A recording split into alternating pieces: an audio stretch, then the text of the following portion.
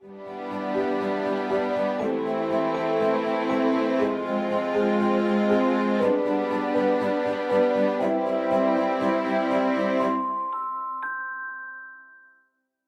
naufragio del Acuerdo de París.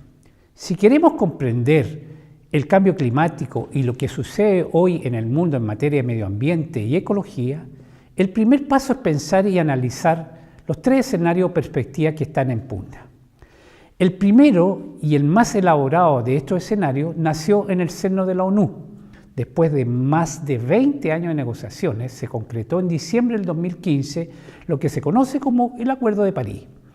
El segundo escenario es el que denominamos sálvese quien pueda, que está encarnado en las políticas del presidente de Estados Unidos, Donald Trump, y que también guía a las élites económicas dominantes que procuran proveerse una suerte de bote salvavidas para ellos solos.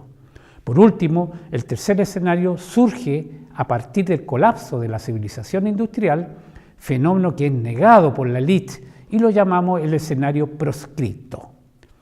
En esta oportunidad voy a referirme al único escenario oficialmente aceptado, el de la ONU, y cómo sus pocas probabilidades de éxito están abriendo un espacio para el crecimiento del resto de los escenarios.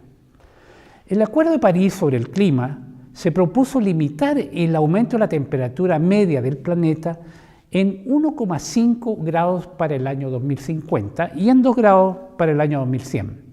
La mayoría de los 197 países firmantes no se están preparando para cumplir este acuerdo que entrará en vigencia el año 2020.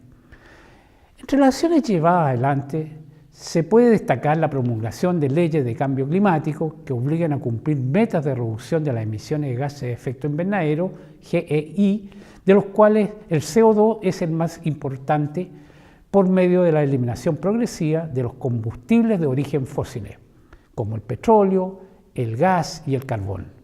Al mismo tiempo, muchos países promovieron la energía renovable, incentivando el uso eficiente de la energía, e implementaron impuestos verdes y planes de educación ambiental, entre otras medidas.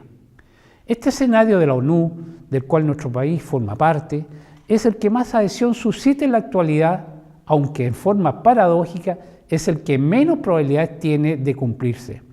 Según una evaluación realizada por científicos y publicada por la revista Nature Climate Change en noviembre del 2017, este escenario tiene menos del 5% de probabilidades de alcanzar éxito. Es por eso mismo que a medida que pasa el tiempo y los efectos del cambio climático se hacen notar, la sensación de fracaso comienza a extenderse. El mayor obstáculo que deben afrontar este escenario es, en primer lugar, el hecho de estar erigidos sobre acuerdos voluntarios, aceptados por los países sin que exista una autoridad supranacional que exige el cumplimiento en forma obligatoria. En este contexto, la Unión Europea aumentó sus emisiones de CO2 en el 2017 en un 1,8%, y de seguir así ya no podrá cumplir su meta de reducción para el 2020. Alemania, en los hechos, ha suspendido su objetivo de reducir las emisiones de un 40% y en simultáneo China es responsable de impulsar el aumento de las emisiones mundiales al incrementar las propias en un 3,5% el año pasado.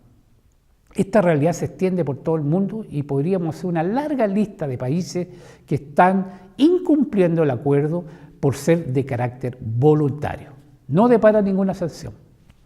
Otro factor importante es que el Acuerdo de París no cuenta con la adhesión del segundo país más contaminante del planeta, Estados Unidos, que es uno de los principales responsables del cambio climático y que contabiliza el 15% de las emisiones totales de CO2 en el mundo. El tercer factor es la subestimación por parte de los científicos oficiales, de aquellos que trabajan en el escenario climático de las Naciones Unidas, de los efectos de retroalimentación de los fenómenos climáticos y los puntos de irreversibilidad de lo mismo.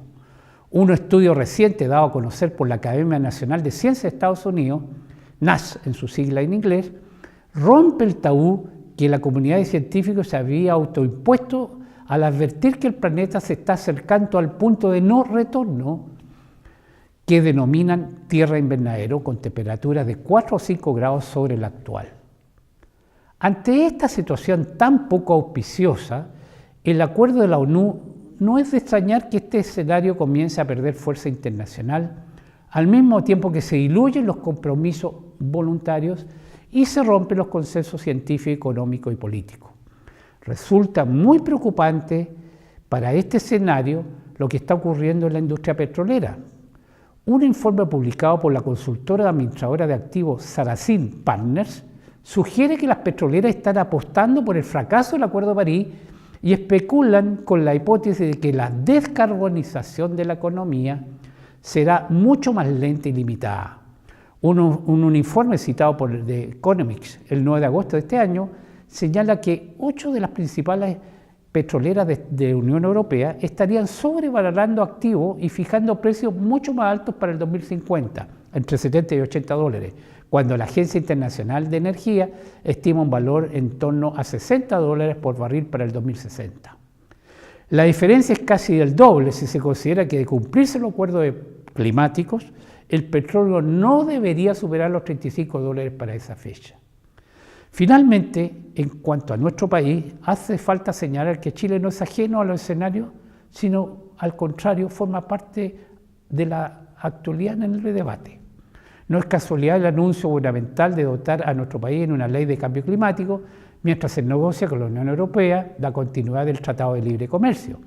La voluntad de Francia y de la Unión Europea en general es establecer una cláusula climática ambiental para firmar cualquier tratado comercial en la que el país firmante se comprometa a cumplir el Acuerdo de París. Así le sucedió también a Japón, que hace algunas semanas atrás, al momento de firmar un tratado comercial, tuvo que aceptar la cláusula ambiental. El debilitamiento y la disminución de las probabilidades de éxito del Acuerdo Voluntario de la ONU hacen necesario reconocer, estudiar y debatir la existencia de otros escenarios alternativos que permitan a la ciudadanía mundial reaccionar para poder diseñar a tiempo estrategias de adaptación y sobrevivencia. La historia de las crisis de las civilizaciones demuestra que la élite siempre termina abandonando al pueblo en su afán de buscar refugio seguro para ellas.